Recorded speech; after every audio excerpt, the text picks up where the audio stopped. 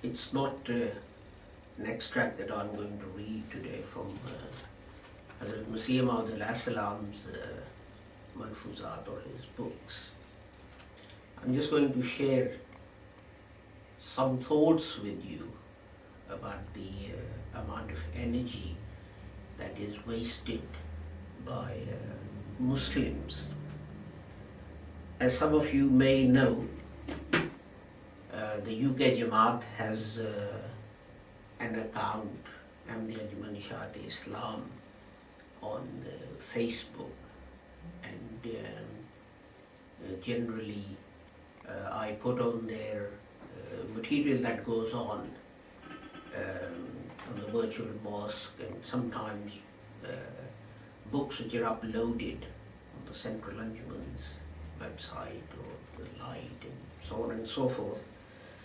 And there is a facility that people can ask to become your friends, or you can ask people to become your friends. And there are about, I think, over 600 people who become friends of Ahmadiyya Islam. And for a lot of them, the sole object simply appears to be to call Hazrat Mirza Ghulam Ahmad Sahib names and say, may Allah curse him and may Allah do this to him, and so on and so forth. And sometimes they also upload videos by anti-Ahmadi Maulanas and so on. And yesterday someone uploaded a video with a challenge to Ahmadiyya Islam that, look, the Holy Prophet in this hadith is swearing, Allah ki qasam, by Allah, jiske qabze mein meri jaan hai, who holds my life in his hand, that Masih ibn Maryam shall come. And we are saying that the Holy Prophet Muhammad, na'uzubillah, was a liar. And this was a challenge that was put to Ahmadiyya Islam. And I responded by saying, well, there are two problems. One, you start off from the position of assuming that the hadith is correct. If the hadith is correct, then why isn't it found in all the collections of hadith, in Bukhari and so on? And the other point I made was that other people like Sir Sayyid and Iqbal and Muhammadi Sahib, they all believe that Jesus will not come again. So why pick out Hazrat Mirza Sahib? If you are just and honest in doing these things, then you should mention all of them rather than specifically say, and Mirza Ghulam Ahmad said, and we challenge the Ahmadis and so on. And then they started a debate. And I was amazed at the general level of ignorance about Islam and Pakistan and the history and lives of the people of Pakistan amongst the people who were sending me messages and so on and so forth. Unfortunately, I couldn't immediately lay my hands on where Iqbal had said that he didn't believe in these hadiths about the coming of the Messiah. But I'd read it somewhere, so I emailed Zahid and Mujahid while I looked for other references and so on, and I found some by Iqbal. And in the meantime, Mujahid sent me something, and Zahid sent me something, etc., etc. And this thing started at 5 o'clock in the afternoon, or perhaps 5:30 or something like that. Generally, I log on to the Facebook account after office hours, as they say, because otherwise you get sucked into these discussions. And the last message I sent was at around 11 or 11:15. And then after that, which was a letter, Zahid sent me a link to a booklet which mentioned a letter that Iqbal had written to someone, which said that all these stories about coming of the Messiah introduced into Islam by, or came because of the non-Islamic thinking of certain people who embraced Islam. But just think of this, from 5 o'clock in the afternoon until 11 o'clock, so that's 6 hours. For 6 hours, there was myself, and then there were, I think, about 10 people on the other side who were arguing with me. So that's 10 times 6, that's 60 hours, plus Zahid's time and Mujahid's time. So let's call it 62 hours, which is 1.5 working weeks was spent by Muslims arguing amongst each other, not answering any objections about Islam, not answering any objections about the charges and calumnies that are raised against the Holy Prophet Muhammad sallallahu alaihi wasallam. And what was achieved?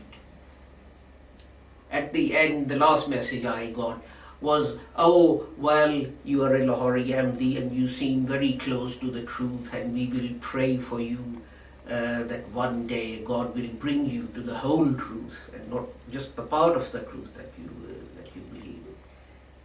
And it reminds me of something that Hazrat Sahib did and something that Maulana Muhammad Ali did when they were faced with similar challenges. It's because perhaps they weren't as hot-headed or short-tempered as I am and launch into these things. And that was, when Maulana Sanaullah Amritsari, I think it was, he went to one of the jalsas and stood up and challenged, Marzaiyo, मैं challenge करता हूँ, आओ मेरे साथ मुनाजरा कर लो. And Hazrat Maulana Muhammad Ali ignored. And then he started receiving chits. What about Maulana Sahib's challenge? What about Maulana Sahib's challenge? What about Maulana Sahib's challenge? And Hazrat Maulana Muhammad Ali gave a very good reply. He said, if we have this debate, this munazara, will you accept that your Maulana has been defeated? And will you come and join this Jamaat? Will you do that? No, you wouldn't. However the debate goes, you will lift up your Maulvi on your shoulders and say, we won. Ahmadis will lift up their Maulvi on their shoulders and they say, we won. And we would have wasted days and weeks in this fruitless debate and discussion. So he put a positive thing to them. He said, you select a country and we will send an Ahmadi missionary there. We'll select a country and you send a non-Ahmadi missionary from your sect, Al-Hadith or whatever, there to propagate Islam. And at the end of the year, let's get together and compare the results.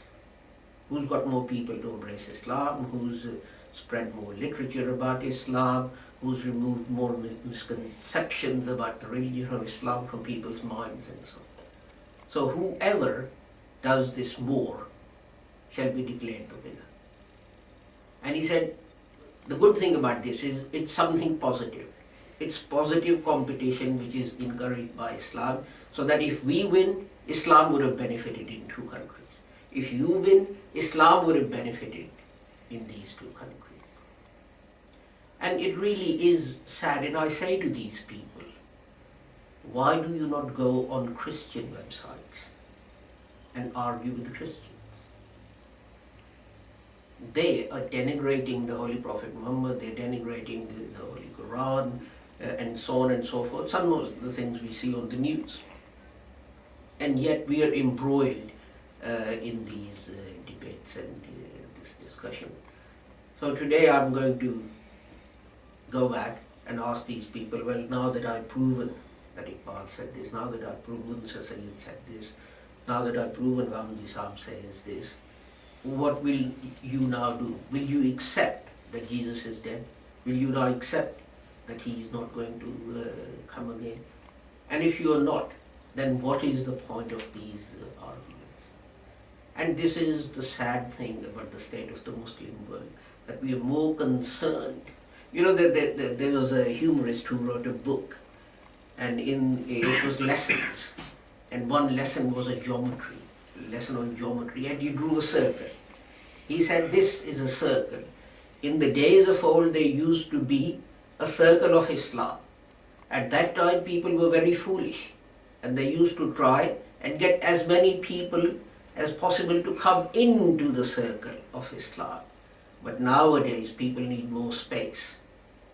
So they try and drive as many people as they can out of this circle of Islam so that there is more space for themselves. And this is what we appear to be doing. Will our brothers listen? Well, we can only pray that they do so.